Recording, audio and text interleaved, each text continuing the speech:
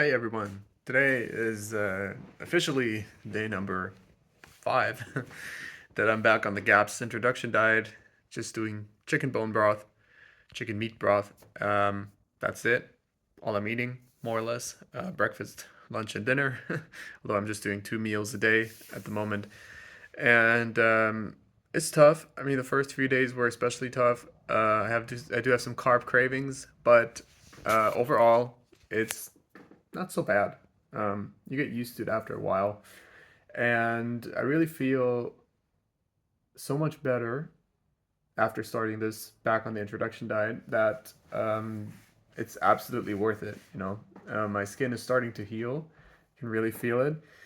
Today is a day of shedding old skin, as I like to call it. It's yeah. It I identified the cycle kind of as first there's inflammation, then it gets dry and scaly, and you have the dry skin flakes that fall off, and then it goes back to normal skin. So that's usually the cycle my skin goes through.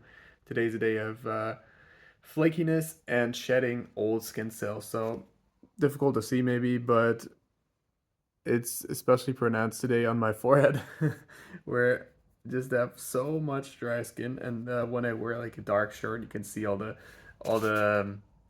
skin cells accumulating on my shirt. Looks kind of funny, like a little bit like snow. Anyway, yeah. It's healing. I can feel it. I can also have a sense of mental clarity that wasn't there before. So that's an interesting side effect of doing gaps introduction. A lot of things in your gut are very linked to your brain and your mental health. So a lot of hormones are produced in your gut, serotonin, dopamine, some other ones as well. And if the gut does not function correctly, or you have like some bacteria there that they're not supposed to be there, or food is not digested properly, then it also inhibits the production of these important hormones. Are they hormones? I don't even know. But in any case, yeah, it can mess with your mental state and with your overall health, obviously.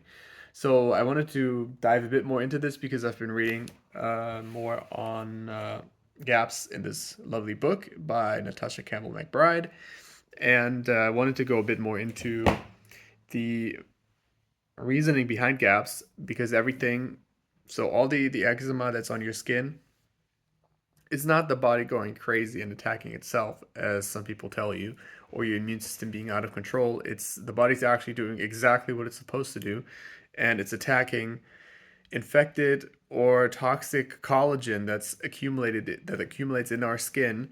And this collagen really absorbs toxins from the environment very easily and from the bloodstream. So all these toxins attach themselves to the collagen in your skin, and then your body goes and attacks those. Tries to remove that collagen that's not helpful. That collagen that's been infected, so to speak. And that's how this inflammation in the skin occurs. So, what we need to do is not shut down the immune system, but help the body fight this more efficiently and at the same time reduce the toxic load that comes into your body through the environment and through the gut. So yeah, one way to do it is to reduce toxins in the environment, which is not always so easy to do. If you live in the city, you're always exposed to some amount of toxins. What you can try to do is reduce the amount of toxins that you ingest through your food. And number one is ingesting the right foods, and number two is healing the gut lining and the the cells that make up the gut lining, so that they are able to renew and digest food properly. And the best way to do that, according to GABS, is to have chicken meat broth, which provides all the nutrients that are necessary to heal the gut lining and to heal the skin and to renew the collagen in the skin, and at the same time is very easily digestible and does not harm the intestine and the digestive system any further by providing very hard to digest nutrients such as grains, such as are in grains, such as are in legumes. So the goal, just to give you the reasoning behind the GAPS diet, is to give you the most easily digestible nutrients in the most easily digestible form, and that also provide the best building materials for the skin and for the gut lining. That's the point of GAPS. That's why we eat chicken meat broth every day, because that's one of the top foods that will help us do that. So that's why we start with that on the GAPS introduction diet, which I'm currently on. So, my current plan is to continue this introduction diet for maybe another week or so.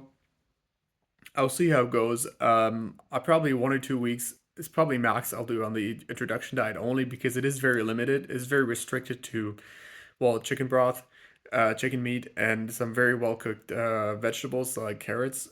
So it is quite restrictive, and it doesn't cover all the nutrient bases that we need. So I will do that for 1 or 2 weeks max, probably, and then start introducing eggs, egg yolks probably for first, but eggs in general are the next step of introduction.